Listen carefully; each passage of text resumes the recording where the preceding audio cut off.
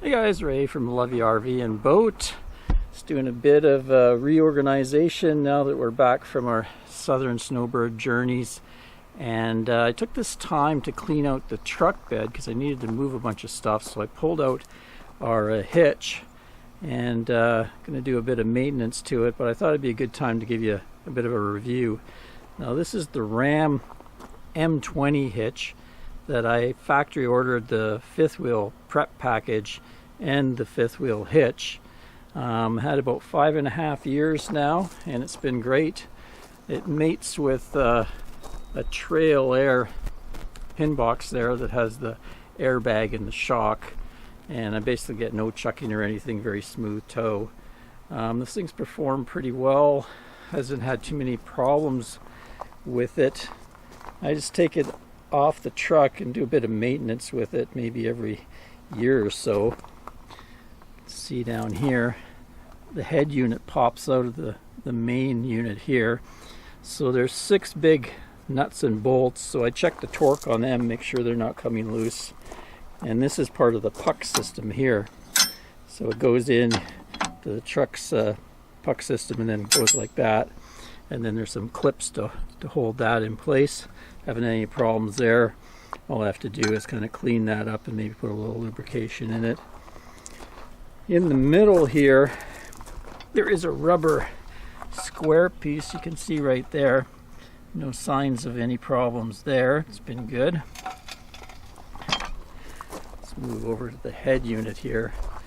So this has had a little bit of a wear. I use one of those Teflon discs on my pin box over there, so I don't really lubricate it. But I think what happens sometimes is down in the desert you can get some dust and grit in there, get a little bit of a scratching on here. But sometimes I'll just put a little bit of lubrication on there with some stuff that doesn't attract any dirt, some of the silicone sprays that dry without being all wet. A little bit of rust here. We spend some time on the coast, so I can just take a sand that out, no problem. A little bit of rust you can see there as well. So there's 3 points in here that need to be greased. Right in the center there's a zerk, and then over, just let me flip that over and give you a look at the bottom. There we are. Yeah, there's a zerk right in there. And then over on this side, another one. Just get a grease gun and put some fresh grease in those. This bar slides back and forth in here, so I'll clean out any corrosion off it and re-lube it. Now these rubbers are starting to get a little bit worn right there. You can see. Might have to replace those soon. The mechanism looks pretty good in there, but I just clean that all up and lubricate it too with some spray. Anyway, been 0 problems, easy to hitch up and easy to unhitch. As far as weight goes, that's pretty easy. It's maybe 35-40 pounds. This thing I would guesstimate is closer to about 100 pounds, so it's a little bit hefty, but I can kind of tilt it up myself and get it in there and move it along. And then you can see the pucks in there. I'll also have to clean those up. Put some rust preventing lubrication on them as well. So with the factory fifth wheel prep, there's also a place to put a ball and use a gooseneck if I desired. Every time I kind of show the hitch, a bunch of people say, you should get a gooseneck, you'll have way more room.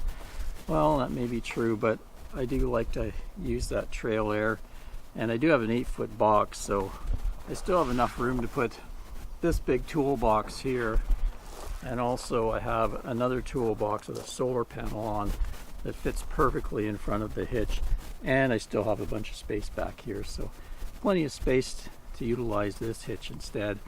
Also, people always tell me you should get an Anderson hitch, which is kind of an aluminum one that's a lot more lightweight to pull in and out, and it has a ball on top. But I guess I prefer the old school type here, and what works for me works well. Like I say, it's easy to hitch up, you just back right into it, and clicks in really easily, so I think I'll stay with that. Okay, so gave that a good cleaning and set her back down into the pucks there, and also been cleaning up the head unit. Now for lubrication this time, I'm trying out this stuff, 3-in-1 garage door lube. High performance, quick drying, no mess, prevents rust and corrosion. And it says garage door chain and screw drives, pivot points, hinges, pulleys, latches, locks, cables, springs, bearings, bushings, door tracks, and chains. So I think it might work. In the past I've used products like fluid film and stuff that I use for my slide out gears and stuff like that, but give this a try this time. Anyway, that just sets in place, and then I got to put a couple of these on top, and there's some pins that go through them. There we go, back in place. Should be good for another year. So this is Ram Mopar M20. Basically though, I think it's made by Curt. There's an identical one from Curt. I think it's like the A20 or something like that. Pretty well identical, other than this is the one that Ram sends out with their trucks. Maybe just let me put that toolbox in front so I can give you a look of how that fits in place with the solar panel on it, if you haven't seen that before. Okay, there we go. So I was able to find just the right size toolbox to fit in between, though I did have to cut a notch in the bottom so that it could clear the leg of my hitch. But that worked out good because there's a notch in each side, so it kind of lets air go in and out of the box so it doesn't build up any condensation in the winter, because I do have a bunch of electronics in there. Use it as a test bed for stuff. Right now I'm testing a SFK lithium battery. I'll link to the first couple posts on that.